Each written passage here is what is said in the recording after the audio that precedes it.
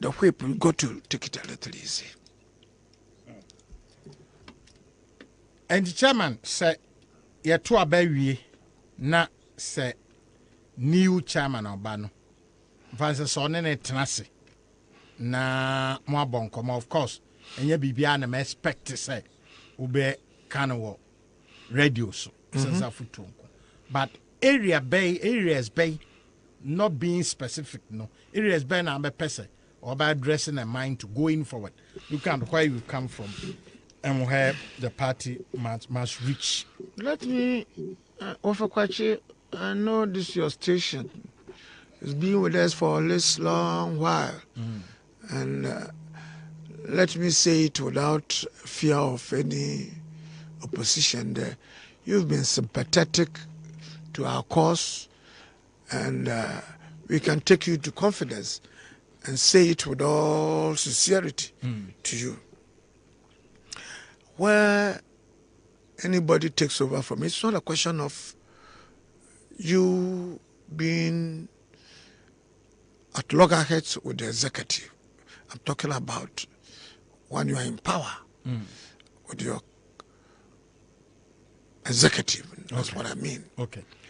But the relationship between the party executive and government, particularly when you are in power, it's a little bit delicate and it's not that smooth. And therefore, it breeds some sense of exclusion. Na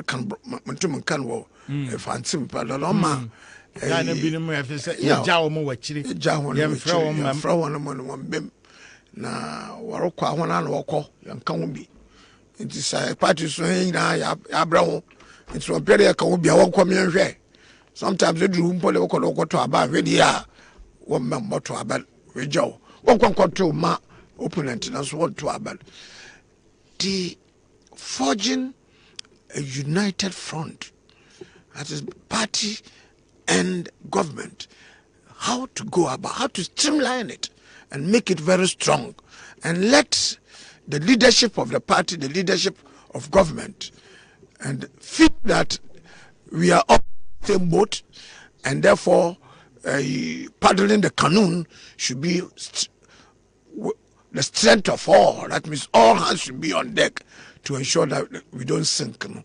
Sometimes it's not there. Sometimes we realize there party members, party stalwarts, and even the leader of the party feel that to some extent they are excluded or they are not involved in decision making or not. But it's a very thin line. But if you don't make sure that you identify it and work hard on it, sometimes it's not on the part of the party leadership. It could be the government of the day. But the way to bring them in line, the way to make them come to it and then agree to go the way you want it to know, it's not easy. And when the way you go about it will make it look like as if you are fighting your own government. And when it comes to that, there is chaos. If you come to that, your party, our party, and your government, and it's not that easy. So it takes maturity. It takes some kind of tolerance and to ensure that that is not. It's a very sensitive area. It's a sensitive area. Yeah. Is it the case that government feels or more money this time to me about be do and intino a bit me a bully party and I say parties so feel say any demo buyer and you must always is it the case that maybe it's both a little of this and a little of that. But as I said, party no a ban. We always say so. But a banner party about not banning a banning in party invariably. If you are not careful. If the arrangement is not like that of South Africa, even South Africa that becomes a problem. Now, before you realize in the party on one side and the government, and they tend almost, but the arrangement is that even within the party, they can get you out. But I'm feeling here, it's not the leadership itself. I'm feeling here cabinet level. I'm feeling here at MMDC level, at a regional level. Yes, we are not added them. They are not added them. Indeed, it's easier for the parliamentarian to deal with the party than the MMDC is, to deal with the party. It becomes big, but it should have been the other way around. But it doesn't happen like that. And cabinet level, sometimes members of the cabinet in one relationship with the party, leaves a lot to be desired. And when one choose one from parliament. Fortunately, the law says that, the constitution says that 50 plus 1 should come from, parliament. That's even, that saves the situation. Other than that, there quite a number of cabinet members or ministers or even CEOs of the appointed, they themselves will be craving to overtake or remove the MPs, sitting MPs, or even the party executive. They will tend to choose or to influence who should be the party. And that brings a lot of difficulties and makes party structure itself a bit more removed from the cabinet, from the executive, from appointees. That creates a problem. And I believe that for my next, those who take over from me, maybe we tried it a bit, but we did not succeed. Those who take over from us, they will continue and bridge the gap and let the party end the executive work. Considering where we came from, considering the confusion that had been our lot at 2016 when we came in, we were sensitive to that feeling, and therefore the party played it cool, quite tolerant, and realized that unless we played that way, we feared what happened 2016 could even repeat itself. So we were we worked delicately. We were a bit careful how we move forward. And your observation is opposition, but a ban so a bit critical. Serious problem. Serious problem. If you are not, fortunately, the president was almost at our party meetings. Every neck he was there. Steering committee was there as president and vice, and quite often the chief of staff was also there. But it's at that level. But even the decision taking and all of that things, and I believe we should work on it, streamline it very well, and get a party much more better involved. That's my feeling, and I wish those who take after us, they will come after us, will take up that story and improve upon it. Ura Freddie Blay, outgoing MPP chairman.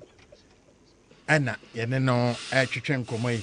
They say there are hours and a time at a reduce as a. I wish it to be okay. So be some other time you could talk more. Because they will come as parents and it's their day. It's their day. So it's their day, but not until you have had your say. It's true. It's true. I answer a boiling point. Maintain now, and to be now, answer. Nice to say. You should say,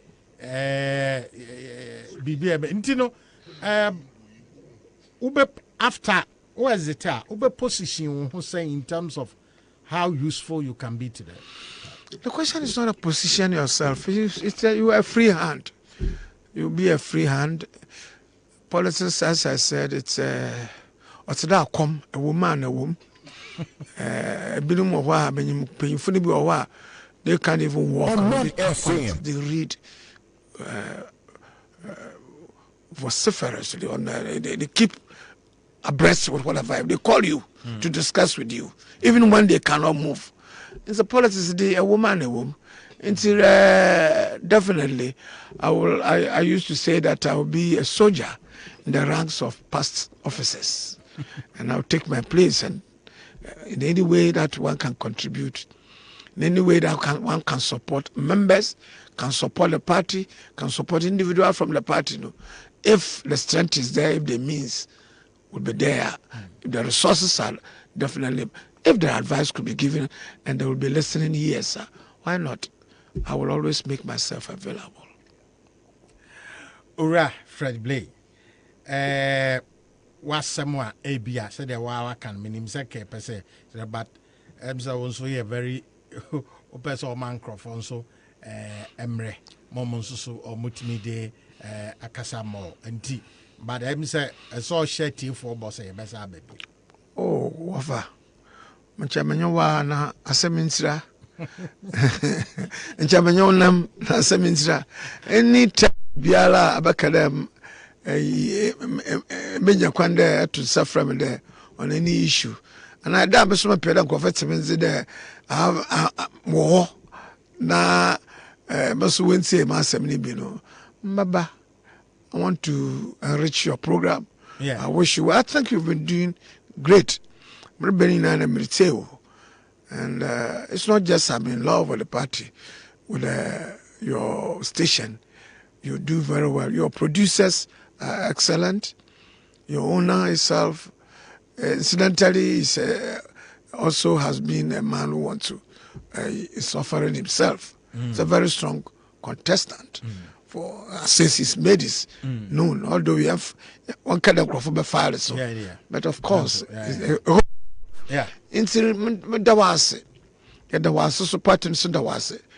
Na Mboso Bakale aspirants in Akonya, giving them opportunity to sell their ideas. Because this campaign should be modest, and therefore people should not build or construct big billboards, but they want to reach far. People are gathering, and this is their time. It's exciting moments. The silly time now.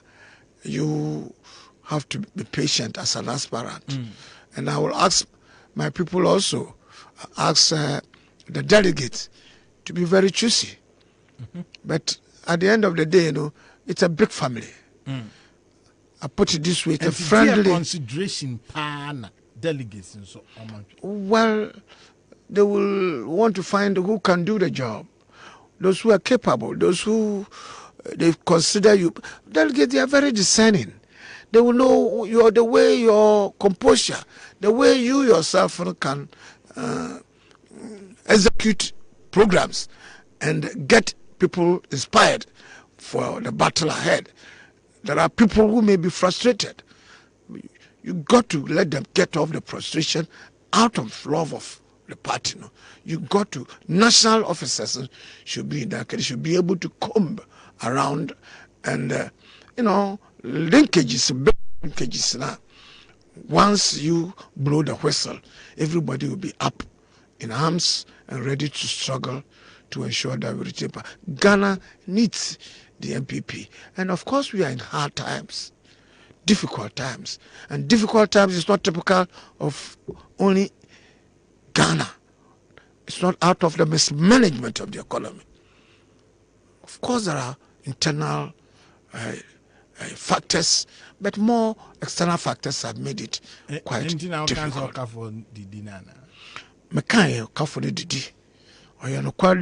We wouldn't starve. This country is not in a situation where we can say that we're going to starve. We don't have the queues.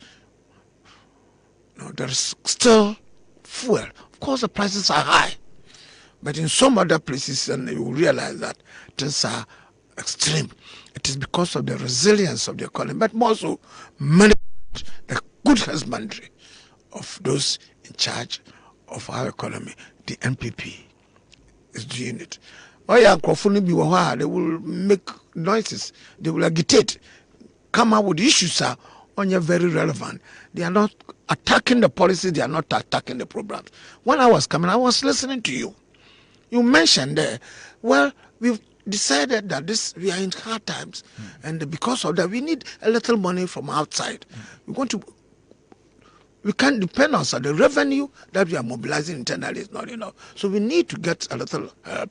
Of course, our debt to judiciary is high because of the COVID and what has happened. We are asking that we go for this money. Some people will decide that no, they'll put technicalities in your way. They'll find a way of making it difficult. Those who are saying go to IMF, today we turn around and let it make it more difficult for you even to go to the IMF and get access to it. It means it's not good out of goodwill. It's in bad faith. That's what is happening. But why are the man so you share bodo? I'm a Ghana for young communication. You're doing very well. I'm a young communication. I am very, very assertive and let people know that this is what it is. Transparent government we are running. It's open and these are the facts, and this is what it is. And the IMF has come here. They made the observation. They aren't saying that we must manage the economy. We haven't said that the structural changes that we have to make, that we need to overnight just make structural changes in the economy. It takes a little time. We agree we've been relying on farming, we've been relying on agriculture, and other resources, natural resources, which value additions have not been effective. But it takes time. We are building several. We encourage people to build one district, one factory. So employment, we can raise it. In this COVID time, even government did not sack people. People were having their pay. You mentioned it. It's a government that is not reckless. Government that is not mismanaging. But of course, man proposes and God disposes because of the factors, we are making sure things happen. Even our election, we are going about it modestly so that people will not be. Others even say that we should not even at all because you are which ridiculous suggestions like that. Some will come out with. But let our party be united. This is the time. These rough times, these difficult times, we should not be fighting each other. We should have contests, yes. We should be friendly. We shouldn't be plugging our eyes and remain united. Once we remain united and retain power, there will be opportunities for all over time. And this country will be proud of this great tradition. To make appeal to those who are going for the election, those who have been that, above everything else, unity is the key. Okay. I say, for whatever you've done, you've been very helpful. And me, as you say, I'm outgoing. And I'm happy. It's almost emotional when you want to talk about it there. People have been so supportive, have been so good to you. It's a privilege to have had the opportunity to serve this great party. It's a matter of say, and we hope some other time we will meet. We'll meet. Yes, said that was. Thank you. Thank you so much. Ora Freddy, what's me play?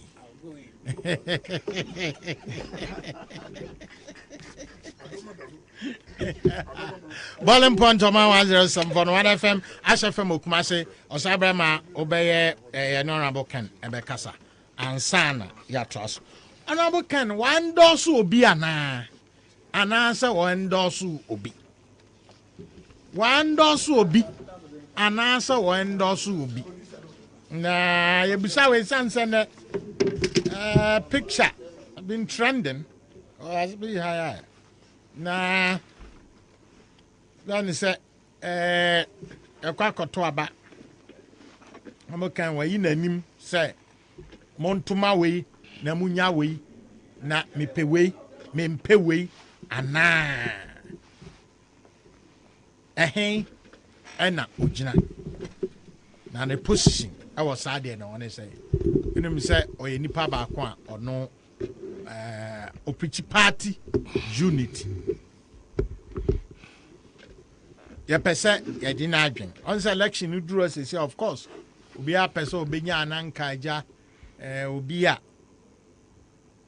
oye influential obi a oka bia ewomu obi a na no duro dwom nanka aka say oh mu nyina amontoma department especially knowing sir or no following anaasɛ nipa bebree etie no nanso ɛhen ɛna ogyina mfimfin anaasɛ ogyina baabi enti yɛne no ɛbɛtwetwe nkɔmmɔ ɛnkyɛ koraa ne no bɛtwetwe nkɔmmɔ na saa berɛ de owura Asamoah Aboateng atena ase a yɛne no ɛbɛfiri nkɔmmɔtwetwe ase na owura Asamoah Aboateng ka contenders ɛde ma national chairmanship position ɛno ɛhɔ ɛna owura Fred Blay ɛfiri a ɔkɔi monhyɛ no nso sɛ Franco Trading Enterprise sɛ opɛ laptops pɛ tablets opɛ flat screen TVs apɛ tabletop fridges ɛne air conditioner ne nyinaa wobinya bi of Franco ode aka ɛnneɛma ɔmtɔn dada ayɛ phone and accessories no ɛho it is the Franco fie no kakra ɛhɔ aba abɛyɛ home of electronic nneɛma ahorow nyinaa na wonim sɛ yɛ quality sɛ deɛ Franco phones ɛyɛ quality the TV yɛ quality saa nso na air conditions ɛne tabletop fridges na aba no ɛte saa pɛpɛpɛ wobɛkɔ ɔmo aso yɛ ne nyinaa Adabraka Roxy Cinema bus stop ne opposite ɛwɔ Nkran ɛna wɔn nsa ɛbɛka no na wokɔ hɔ abɛhu sɛ nkurɔfoɔ bebree wɔ showroom a ɔmde w'ani ɛhwɛ ne ma saa berɛ deɛ yɛde yɛ next nkɔmmɔ ɛtoa so asabi na obiara anim no owura Asamoah Aboateng wasom wɔ MPP mu in various capacities enti no hold ministerial portfolios information wayɛ deputy minister wayɛ minister information local government wasom in different capacities ɛnɛ ɔsɔ ɔpɛ sɛ ɔsom sɛ party chairman ntoabɔ no deɛ yɛabɔ biara ɛnɛ no yɛfrɛ no passing through icing on the cake ɛno nti no ɔde som ɛnɛ no start ba na yɛpɛ sɛ nkɛte can interview no fi hɔ quickly na afei yɛkɔ line no ɛso this week is a very busy week ɛde ma obiara enti yɛnkɔ ahoma no so na ɛno owura each room yɛ 3 yeah ɔnabɔ ka no wote yɛ nka mɛte mo nka paa na ho yɛ nyame adom ɛne mo mpaebɔ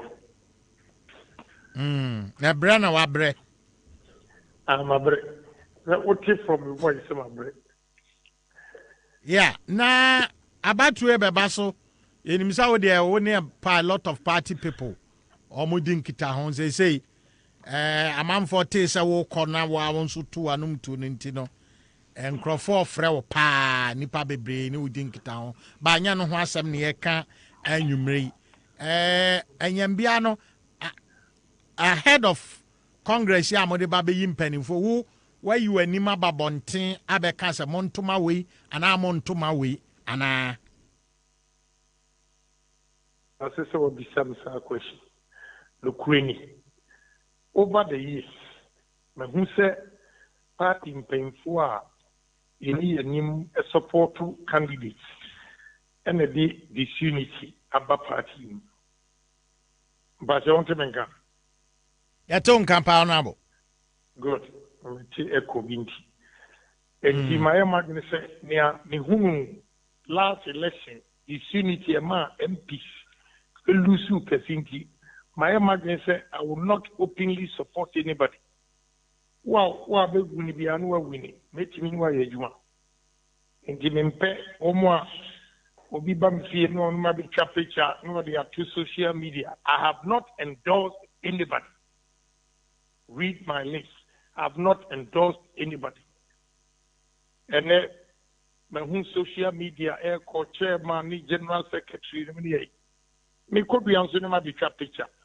Or no so pound funny the intro. Or no crowd bar before John.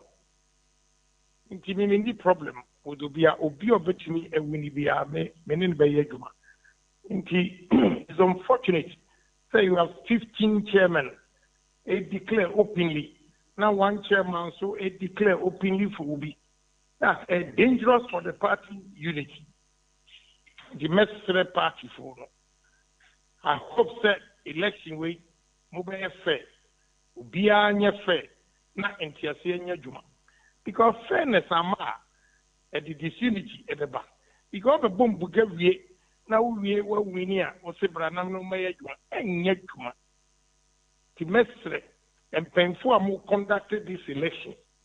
Who make sure some my effect and a speculation, you know, a dozen will be by me ho, yes, oh my tom print, Nasa tom print, you know, it did 3 hours and it will show and someone MYA.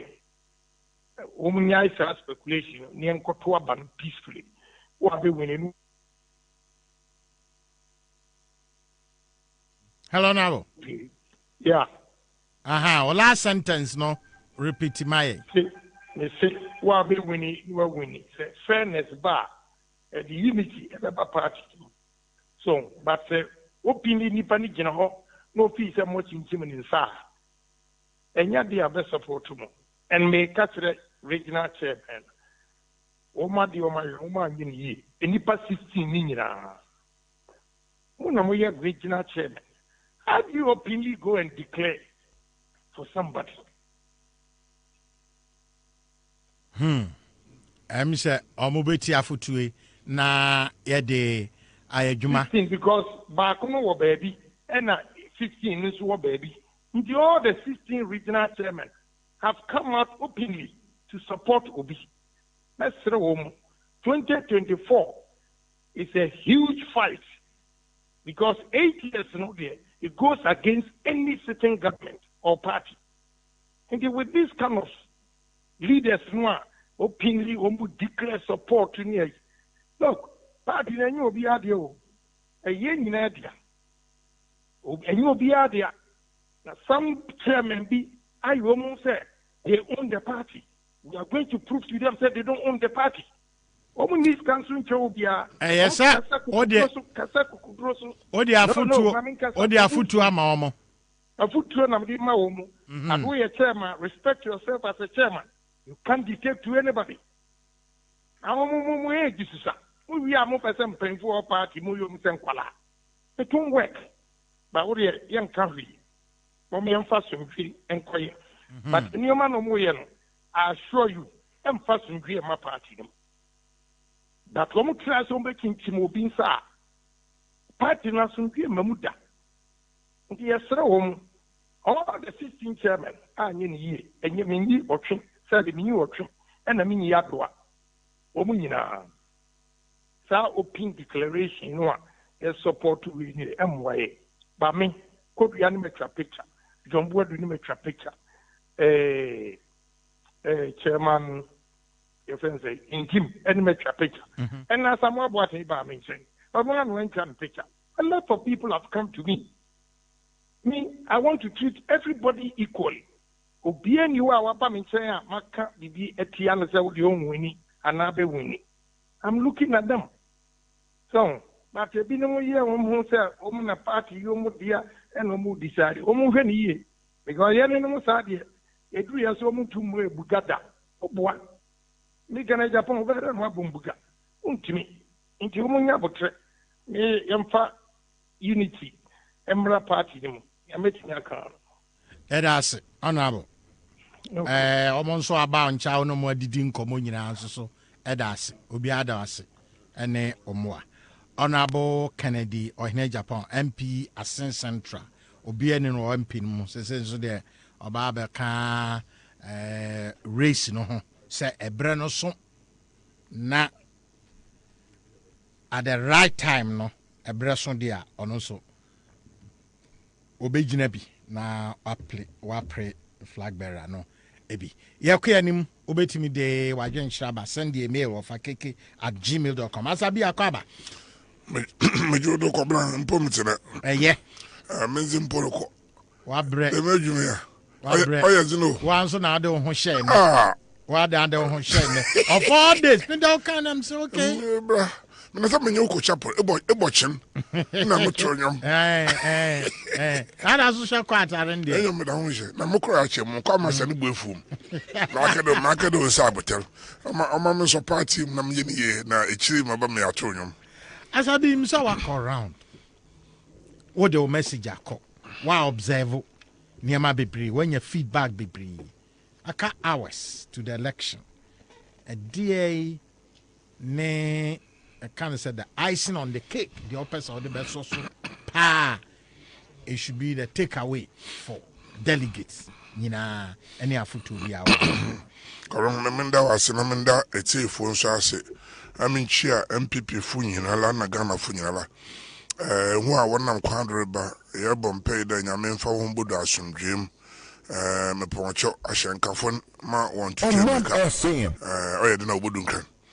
Ya wo ben so ya baji ho I mean ma akọ round na ma ba me last one me ka che ho de me beda ho ase de me be woji me yi na feedback ametin so na oye na mo music awon kan ma ko twe ho ampa ma ba me be so wo from ayi ko be fantwam ayi muni aken na se moleke me te chama fu ase me oyi ma wa papa de e ko da yin 2024 se wo fi ase chichem sisiela na obi ofido chairman chore kam no one ka because as in you panic Kenya anya be yedwuma obende man na yozabam ti ono afutu na ono ka motion of fuado be mpocho mu nuanom so be ya nche wo mbra agba no dey easy we mistake me nja ndemala nche wo nti o tiando ken ma kono men chofo jombo muko mu nuano muko yezi nkomo chan o yezi nkomo na yiri menyim pa yen na yezi nkomo me sorry ko man juru humpo ma mbam tim de chofo de kan me ni chofo to mu nua mu hunde biala me de ka e bade anyway chofo to tunde me ya ko friendship be fine ne yegina wa na ma ko no fie na me chofo to de menyim kan ebe John Fontunche, them may be son, or the Marco Abana. I call party for one ad, Marco and Penny Bassa.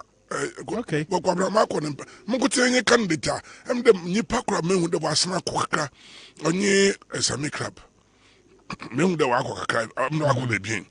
Now, men with there, a banquansa, baby a being. But one walk a boom. Okay. I mean, first one, no cross and a water, but Manco and a cross and a water.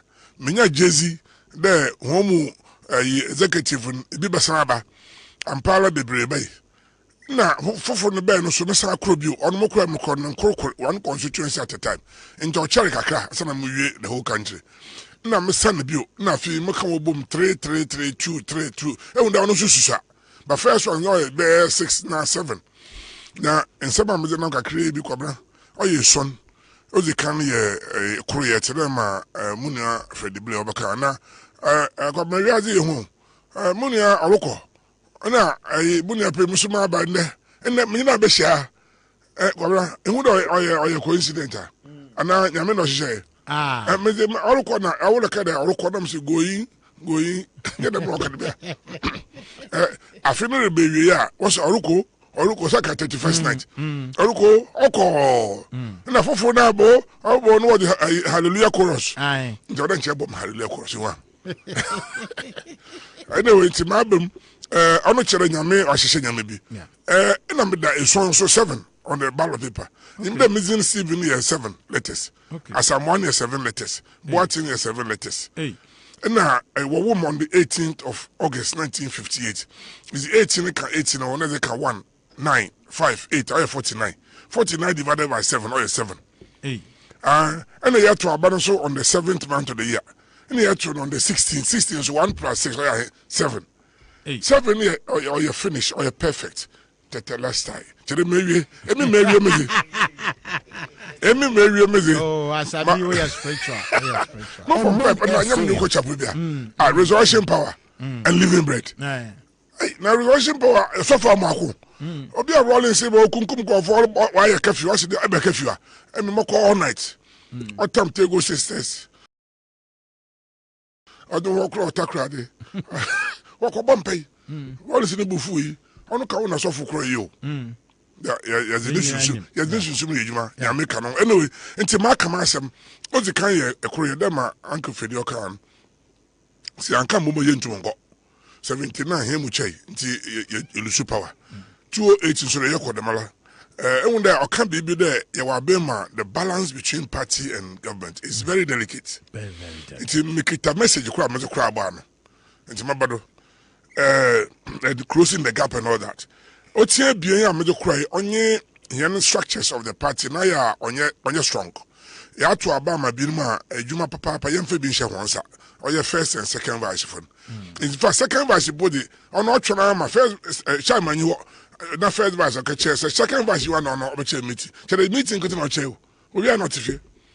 Nti ode ye bibi na appointees no so the mala a communication officer ye man kapere onye resource asem no sometimes ye training na research officer research or intelligence gathering ode ye man bibi ode boko akafa nsem na about data management eni nyina ye nyama ode be shedezen na me de bibi aka ho ma wa ye de kapade o sika sama se esi wanya structure na obi aka ye dwuma ode na sapa ko ntumi fa na sapa anko ye wo position ni na ye dwuma anamba o ye dwuma kwa na ankran ye honze na ye nya power ya ba be mi ye mu bi wa kwa dwum mabosu mo twa ho na here no ma ye ka echi wo ka echi na wo ye polling station na constituency na wo no akatua bi amba sabe onye dwuma aba na dwuma ntwa ne ka na mum yes won ka fa vote mra na wonye campaign na won ko fom na wonye party no dwuma na wo ye da woko nti men susu da motuma pesike bi me da mo na busum biala ma pe a minimum of 1,000 Ghana cedi yeba ma say a calculation of 1,000 times party executive constituency pochojo one when you be our boko polling station nti say 17 is the times 275 constituencies in Ghana. Now if a region po now if also 17 the times 16 regions are it comes just under 5 million Ghana cedi a month. Hina maka feske na fi da mam kan hem mu bi a wa ya kwa be mu uche ko no de hyanso ye di bibi ba otua ka wa bosom o da ti bi na zeka ma party in fact a member of parliament a what here me a member of parliament what on but make a director general of SIGA in for Mr. T was second post state enterprise go wan to me da in fact you be refer uncle Fedi wan maybe some community them common there here you see one see yes ye djuma in fact him pose na ketua no we nim kakra nye won nyina la mom but an average in akatua no wenyim nti na ambassadors high commissioners and PROs special assistants nti won so benti na won so won fa bimba nti them MPs what be nti even board members and board chairs board chairs nti one more fakakra play fakakra bra nti meka de menye bi mazin komo menye ambassadors e bi akasa menye CEO funu bi akasa menye PROs ezin komo no sabi aya won so aya wo ba he wo ba jisika na wo ba e bi na ye busy aya na ohu ye ba se botu ma dem sikai na se oboko fom na wo wo pay na se dem no tza motu ma ji obi ala bosom offer 2,000 bra of course anya wo bia no benya obi tire se kafa DC owo adakuru na mo 2,000 bosoma onye bi na mo benya be 500 anambo e kanya but kanya koko board chief of the go benya be 5,000 aba e can be Ghana gas America in there on average you able to leveraging 2,000 here you are being here do you about 7,000 appointees abani be our opportunity to create that number the 7,000 times 2,000 a month is 14 million. 14 million bosum bialo kobra motu me yiri mu 5,000 me twa hoko 5 million me twa anambo bia in fact we can even double it to make it 2,000 baba ya won so obedi bia boko polling station na coordinators no so that for chrome because oroko gom onye kapia oroko radio station nti the masem na me kan wato ho trim the ampa or your sacrifice or your contribution is a make for vote me I also take you man bia because in the absence of such a regular way, no, rather no, But I can tell you some of the chief executives, they pay more than the 5,000. Okay, I can tell you, say. Oh, you can't be. But I'm not regular. I'm not regular. Now, also we intermenting engine regular. Now you must that's a bushing bibi baba into polling station for baba. In fact, the best start a constituency for almost the background 1,000 bushoma baba. Me sure the ones who between me 200 be with the film with my polling station now even 300. Now my third point amazeba only here's a 7 America apart from scam the bubble horn party now as approaching a sponsorship. No was the sponsor party. A Formula 1 car racing, Papi Benny Eckerson. He pays about £1 million every year to the Labour Party. Or declare. Yes, he declare. But at least there's a sponsorship idea. I've been seeing young one, Abanimu, Abana Bawaye, environment, Mao, and the Bibin. We are Mancha not so. Into other Boaban, into other Bibiba, into Benuazi, the Mucommon. No, Otian, only youth development and women empowerment. Yen anu mesafon school fee di kakra izma hoen na ketua no so mba 97% per child yebotum ya ma wakoso kakra mezi nkomo bia yebotum ya da ko be 3 cities e kan go fo na ka feska no so nya abota sika na ibenya mata be mi nko ya fa do nya sika na ye squeeze ye ho kakra na afi so youth development scholarships especially test confi work school scholarship aka yen chemo bi nya bi kobra can you imagine there you to many 10 youngsters in every constituency, say every year. Because there was scholarship secretariat, there was Get Fund, there was GMPC, there was friend Ghana Gas. Now what could be a bruchi, Wakoshian law and now doctorate. What back they will be forever loyal. And see, all they are shadow employment. Now no yeah recruitment. Here party man were complaining. What's happening as you go online?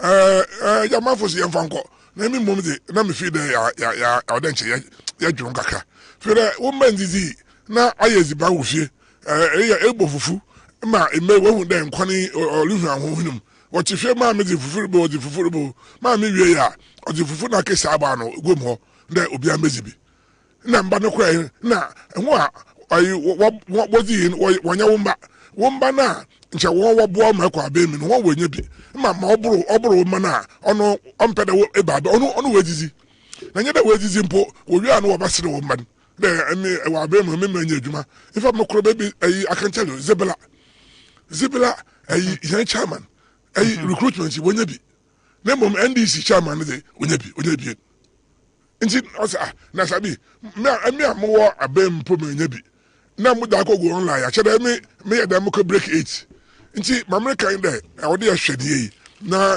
sabi menka de ye nchen ni na anko na wo fie mba so wa Ghana fo bi mo so do obayi nti ono kama asem na mentorship ode ye de mo from ye de mo mpanyefo no wo che ni ho ma he we should mentor them type of one stipends akufo dem be na ze mo kakra ono wo the organization and what's the say call campuses are 10 for mum wa ho ze se just go on intellectual base me ba me nyo be se test for ba na ma bo ho emi school tab na me politician I need to train them and the test will take my employment whole posting national service I will give them their preferred choices so now we call what additional fita eboko ye be anyi si wo furu bekasa ye nye edwumayefo bekasa no wakọ ye wi edwuma so ya pebia ma test konfo na me de absordo ofa na otia enum oye akwabna welfare fund me pede ye to welfare fund no ye be an investment ye fa ma party ma wonzi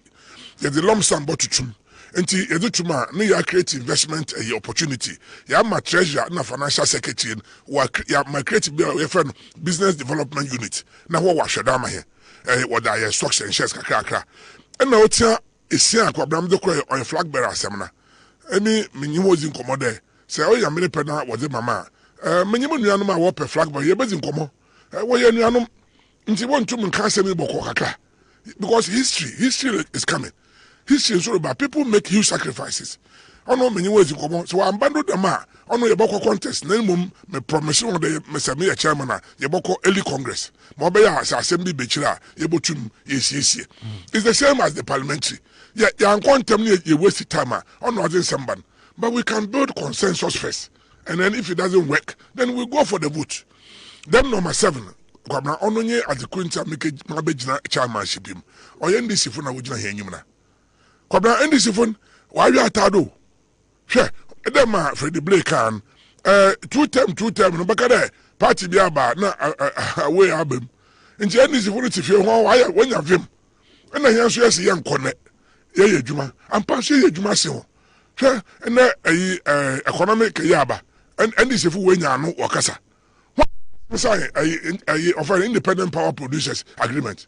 Kwabahana sign, then this if one amun will go banking system of Ghana. Then this if one amuna what we namana be on crowd boom. A ENI contract. Kwabanya Wama. And that one way no kati Wakasa. Na here mum here raho. Here moment or the young could do there. So we be back and was some Yandisi Fubia. If you want your Juma, one DC, what would you what can I ask him?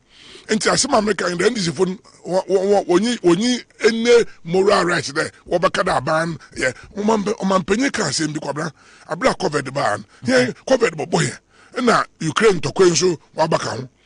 Oman Penny can send me here if a kind of covered ban, we were and this for you, and then. Wakacho committee being put on the covered. My home be okay. See, there be a moment me. Every time Roman penny 100,000 or can't send be or say, Nipa, Bonwopa, men who are moon to me now. Minya, Jesus, my Kenya Lazarus. It's a kind of massacre. No economy is or say, or you see what or saying pa, ye bottom, ye in corner yabafado, wanka. And this year, we're bedroom pempenda, on say impo. Nemo Mahochaba. You hear some extra an input of Skakaka. Now, only in here, maybe more party for you, MPP for Mamu, young defend the Oman Penny and now shelful, and now young day, a member sino and disiful. Now, or today, you have a football match. Yako half time, a number. Say, yes, 2 years in a second term. What another 2 with him? A half time, Yakon, and see why shall I train and jail it? Nano has one go ball or a guinea, Conakry. A half year club of Guinea, Sabakaya. And now wash house for 5-2. Now African Cup of Nations. House if we had 3 goals. Well, and can.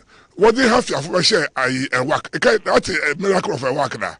That's a miracle of a work now. That's it. Mohammed Polo, Mama, a Robert Hammond, Adolfama. Madam, me a Kotoko use them bodies, Manuaji Muhammad. Quabla. What about in the house of 1 to a crumple? Nipa here 3 goals. What about second half? 20 minutes house of 1 to a crumple. Now you have 25 minutes. Woman, I could them pay. Mamma, wash a put. Hey, I think your consolation go. Yeah, and I 3 woman, Robert Hammond, Pam, second was I know. Click, last one. Yapun, and I ref in the corner house 1 kobo. I'm the table you and weapon. Mohammed Polo kama bolido. Born in them a crossbar no de ma obi afan chanka. Go wash. Che ma Liverpool na ekron AC Milan. The miracle of Istanbul. Ya bo half time. 3 goals. 3 goals. AC Milan Liverpool obi are sorry if say the makofi. One pine Gerrard. One Smesa second one. One third one ko munyi po share. The penalty be. Now, I keep on the chain. Now, I saw a bush. 3 goals, you a penalty. I Liverpool the J. Until MPP for you. I'm a half time. You're happy. A banner so wait on a man. Man penny frere, a swearful, okay, shay. Was it the moon common? We are sure there was a baby. Sabi, Emmy, Mankobi, Simon to Mohada Chrome. But to commodity, I'm the wire plank. We may need to refocus on areas. Maybe what's there in the Cuba. America for pull out of Cuba. Now, one industry now collapsing. Cuba decided to concentrate on 2 things. One is the sugar cane, which they are good at, and the second one was on health personnel. We training 1 doctors, and 1 nurses, and my fee will to my export to nurses and not doctors, and my foreign revenue. And we may need to refocus our minds on something like Sabi Ahucheba or Yeziban. Eziban and Yipezi. And so we need to do something. and if you ask him baby when you tell MPP for munya kukudu the NDC for they have no criticizers one abra wako IMF na problem bi ambe kwabra menyim baby a ho finance minister okodoji okọ Nigeria kwabra ntokosi wo ho okọ baby o mahama kwa na hu baby o hwe sector kro hu ene ho wakan yaje yen kofo bia wan ko Nigeria okroma na NDC for when you pinti yehye executives ye polling station ye area coordinators ye constituency ye region ye ba national ye the flag bearer na parliamentary ye na ye the one be senwa ne we hu there say one was the wa friend them in some hun na was the ban adebia wo ofi de ho bule obin ye makwa ne ye so ye tumi ye gina he na do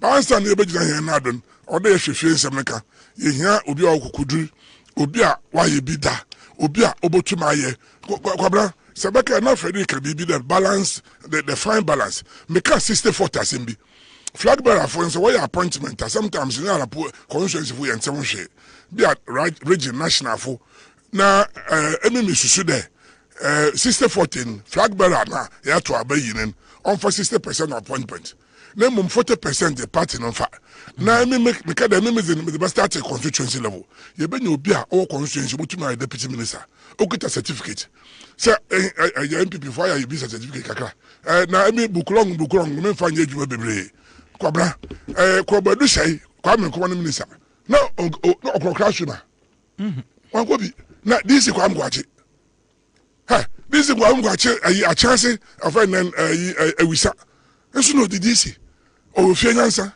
nti sa anko school a MPP fo so ebotu na appoint na anyi there obia mo onwan ko adwuma ho so it's a question of getting us together and then yenya kor na yenya ba no nye pampam som na mum se asem na wa akọchiwa yenye mpenyefo ntinafom na won ma ho nwan hwe party ma ti asem ameze na ma kwabada me ka mekwa me share on smaller groups emi so mekwa metum ka asem de man na me ba America IMF asem ya ma cheche ma emi me fa asem so ma emi nye candidate emi na wope man na asem ti mo so mo biala don ko kama asem am sa asem aba party chairman people need to hear from you now our assembly how do we know the direction into Moson Kobebiala at the same time so you need a platform where you can send the signal.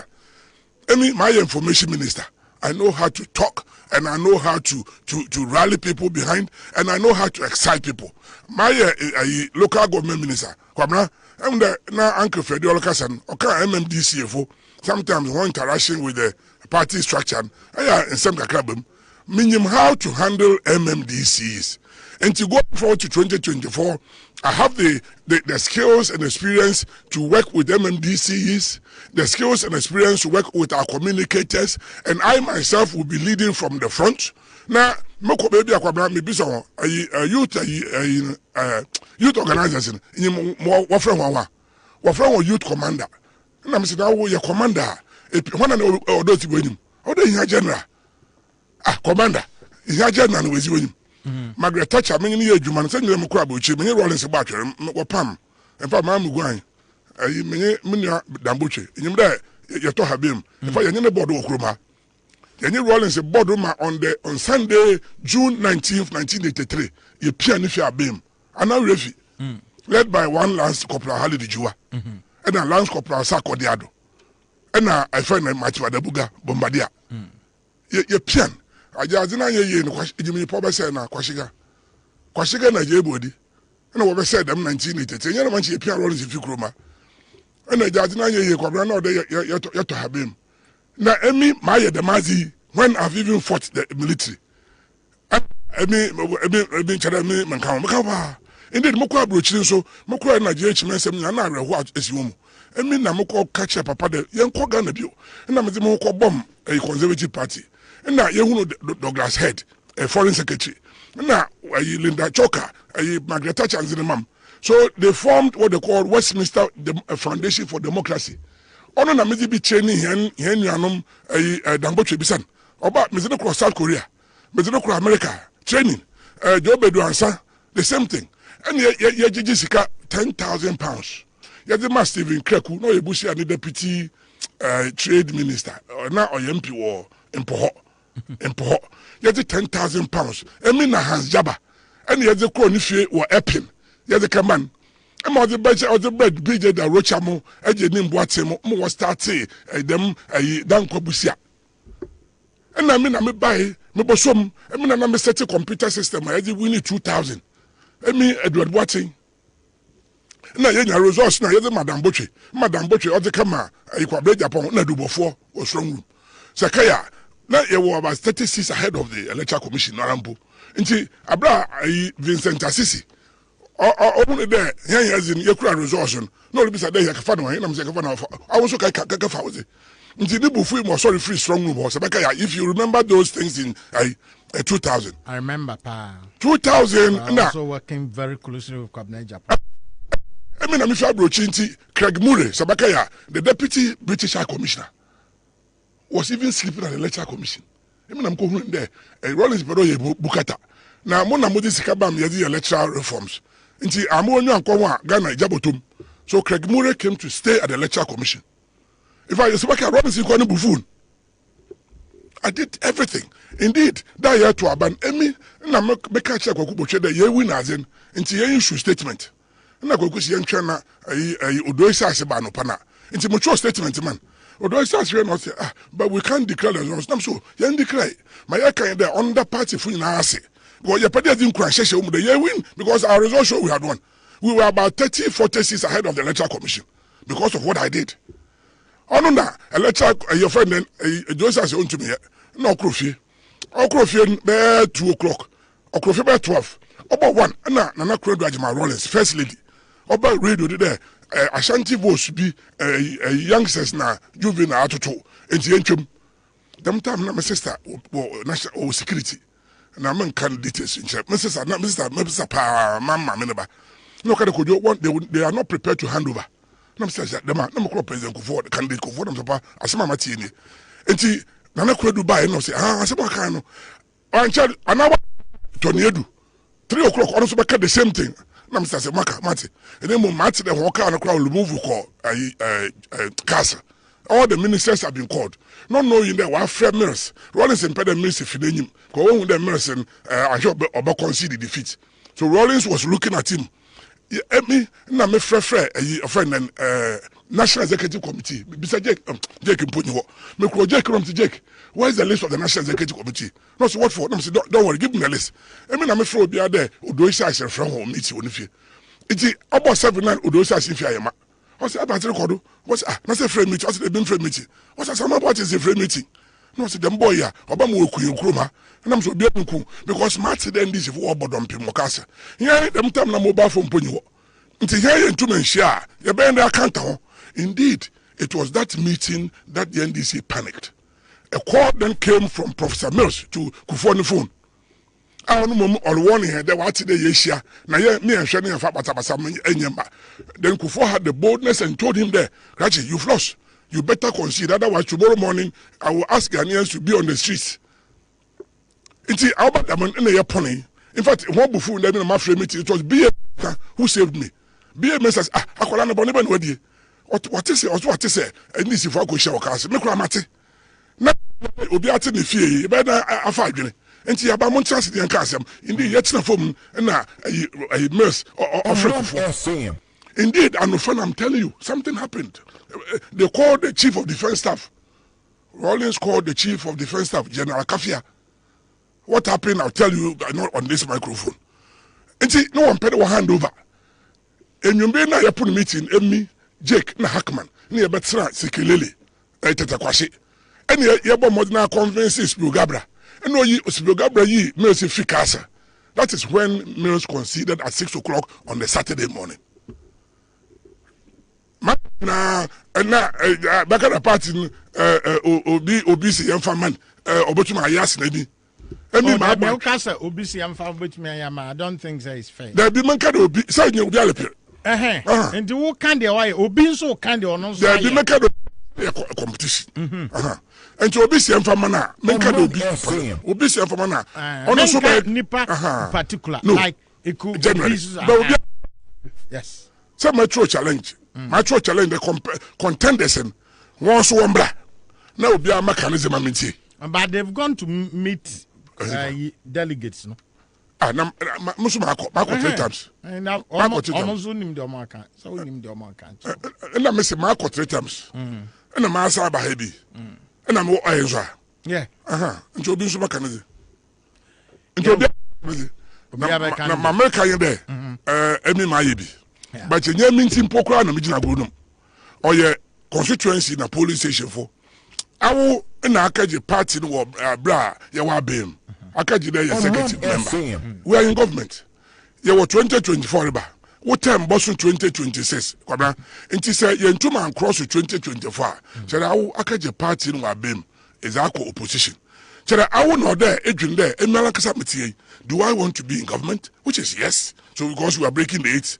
and so one of my appeal to one there wala dwene ho men dwene mi asamo agbache ho mpo wala dwene ho there pede gina be ma carry ho nyina la carry asama me dey carry ho wa ho zen otumoto emrika because asem si akoba you have to be there share yen MPs asemi for instance let me give for me as example ma mu nua Kwesinti chairman na me executive but me friend Kwesinti no kro Mr. Kwesinti na oyi there esiama wo se there be woman form ni bi eye na the dodging or the esiama nyabotre on from our origin obenya bi esiama ko origin dem da onye afi the esiama ko ne bufu da afi ko contest wrong echiri esiama so boko nipa dem se esiama wo ko independence so a party unu so free mu a asembeto but ehun de senche yetumututu wana mo a nche asem nche wa mfofo anan ye kwaye nti America you need a chairman with the high level of energy to move mokro krachi nchumuru na krachi west what asabi say party mpenyefo wo ba wo cross ferry from Dambai to her enche nkofo hu ye kwa nje babam I said look at you went there twice as a party executive in fact Ofoso Mpofo went there twice indeed all you hu man ka dokwa mboa ferry no moko na mframalebo nti papa no se yentwen na mframane kofoma okrofom na o se yemafo yafu ya kwa mu dem from akura sabwe na fi na mizimenya rehwe ayi live boat no ho se ade no from menya kuro matema because here we me doso nti otofo nyipa he oboko dem live boat yim ma America here there up madam wala so kwa hu the same what one onya asem kakraba won so woko the same every day they are crossing school children are crossing meaning se ba ya chairman a botuma akokab na kade won fa bridge into aziduma he mama from uncle school so a solution to a problem ono nya asema mezinam na da mamaka emi maka mas baby in seven number board tofa oye bien maka na song but it's on the first one to the sixth one is about hifiensam so there ye be siesie ye baka boom ye be pesika ye tua nkofo ka constituency ya ye flag bearer asem ya ye 60-40 amafo oba 60-40 mamu we fit ono na oba bridge the gap between the government and the party because you cry 40%. Hey, how we the amount there, Minister for Agric, and our Minister for Lands and Natural Resources, and our tourism. Now, I will yaba say, I will the young people funti the wa, and now a CEO, Abakache, I will a young people for now, a bear 100 juma. I will young people for Yaganafa. Now, the man, Mr. Bomampini, here 40% in Yakasa won't cast it. Yes, because if we have a leverage over that 40%. The only answer, Mamma, make the MPP for my team, my baho, men who them was them, men who them a casa. Madame Macamasem, Obin Camam, meaning I there. One here, now 1 2 Abama Ubia, or Akukura, Obeke Fiensem, Nefinso, which you would on a month. Minimum Penisha, yes, champion. So make Pachama, or them in a casa. From alcohol, maybe starting on the Fisigan. Moko 7 minutes started the Moko Rwanda. Yabi, no way you mum na masoroko. I mean, I'm your man, Penny, who am you? Into Moko, I'm so man, I saw my beefy, my titty from there for me. And she, Sigan, Malam, a president, woman, extension 1 year. If I'm a mature letter, Minister Joseph Kujo. But, so 1 year, my no, Yaji to the mayor 3 months here. Now, I'm in fashion for monsieur. 3 months into September, and I'm starting Moko chairmanship. My decision early. Me yan be May June. No pon pa fu ne bi wo piam kakra. God na see man me fi asasa baka ya. And now CEO for Yakaya boom. I am able to handle CEOs, corporate Ghana. I mean, me a local government minister. I mean, this for vehicles now working. Nissan Patron. I mean, I'm a and the assemblymen are working moto about my one. I mean, I'm say, and some you literally all about my toy. And see, my experience, and I'm a party no so my delmu. My member of parliament, meaning Kwana, the major man. I was the first organizer of the party in the UK. Now, under JH Mensa. And some year buffet. Ye ban so boso mampanyi kufonism. O mampanyi na Kufuado, candidate Kufuado. Now me in charge of the offending the manifesto committee on youth and employment. Emma boko baby me na na share youth adwuma ho. One day one afi, ni fie na ye kwani dan dem term. Na ka ho pa. Nti ma America ke say anye de, abaka yasem. One carry here. Now one share here dimina. I'm prepared to serve. And as I be said, be party na nche mizin nche wana atimbo asibasa. Enti one mama yasabi. Me nyu abiro the 2024. Me nyu obotwa. Ye hia field commander. Ye hia obi a oye active. And this about the combative approach ba I can easily overcome them. Easily overcome them. It does. Enti most of them da say. Asabi. Yamenka ho. 60-40. Asabi 60-40. Na medinyamijam na mombra asumdwem pamocho. Yo. Ora Stephen Asamabatin a national chairman aspirant.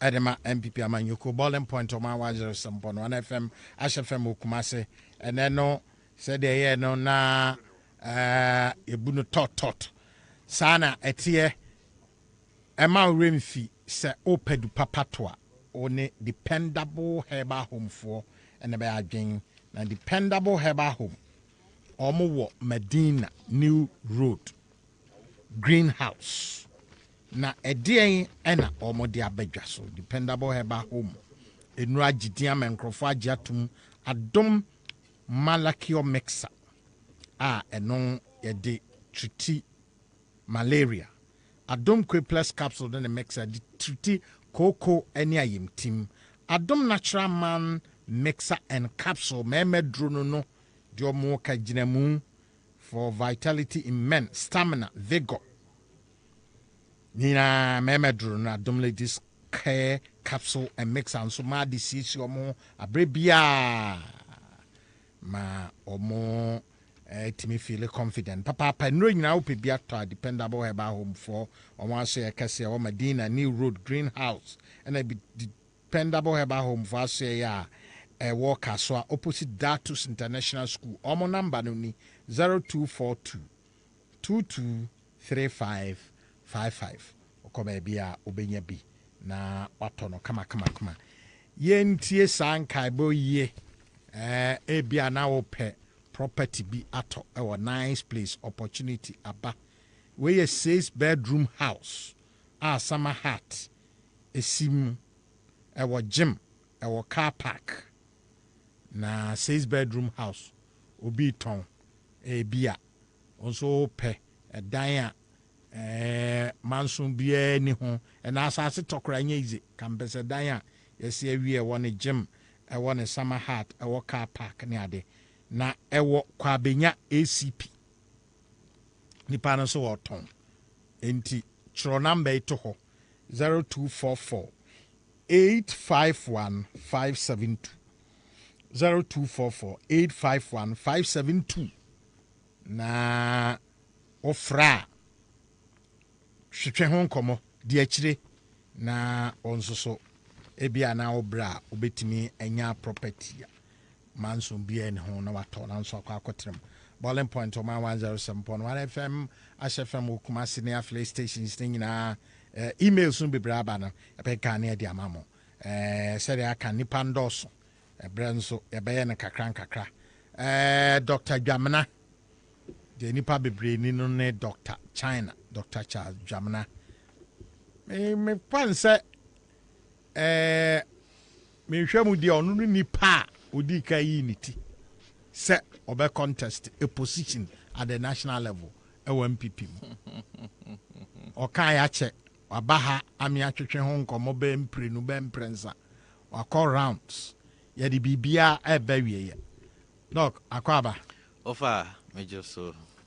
She say the feedback and ebe pese ye benya badansa na no bono poja summarize my Mate. say one party executive kokoshia key adiba pebe pana o de kokoto womoni. Yo, medasipi me fa kunya we so entia etiefo a umutie ye ne omomo hwe wo internet so. Ofa se na okan no ye ba ha ansa na ye be share aprobase. Ena yedi enhuji mu ne call regions ni mu ne constituency focus here na dibra me pre Dr. Charles Jamna adodo na Feb Dr. China me da number 2 on the ballot paper yi dibra me pre no national treasurer na sa dibra nso so no adwuma na ne tintini tietie mu ane se obeboaboa ama party no yetumi mobilize resources. If say as national treasurer no secretary to the finance committee this adwumadi no ahyemonsa na afi resources in ba party mu a obeboa na yahwe se ne be ya resources yi yede be ye adwuma ebeboa ma party no enya so mfaso na party manyina so enya so mfaso na no na mehwe anamontu ametu ewo party mu niamekotu ewo China as deputy ambassador mekekesi ani no ma me de nsempo edubi gu akwam a megidi ye se beboa party national treasury adwumadie na nsempo du no enum kwan a as a party say ye wa bemu say ye wo opposition no ye betumi mobilize a minimum of $60 million na ye de abo party no bra asika yenye sika efi abemu say openi okasa yansa na mebe tena fidie echi na o kan bibi sa akra fa ho ono no kra de no kan na chise utumu se wa simplify no kra na enum na aka no sisi ye kwan a sa sika $60 million ya make say ye bentumi nya na easily o party mu ye nya ye de be ye adwuma ma obi biara enya so mfaso mpempi no mfaso a party ni no ebenya woni botom eno betumi asori waka so de ekwakoye adwuma na kwan be faso be use sike yenya $60 million yi ni di kan yesi party the proposal be a friend of business incubation fund ebe kwakoto party mpenifo ni mpenifo ti ase a on seasonal basis ye yisika pudu afi $60 million yi mu de akoko constituency bia mu ofan se bia me kwada so constituency ni atame bia 300,000 na 400,000 out of the $60 million ni de akoto constituency account no ni ahye chemambo na boadi ni constituency executive members montenase monhwe party ni mu constituency ni mu party ma omo ye adwuma mu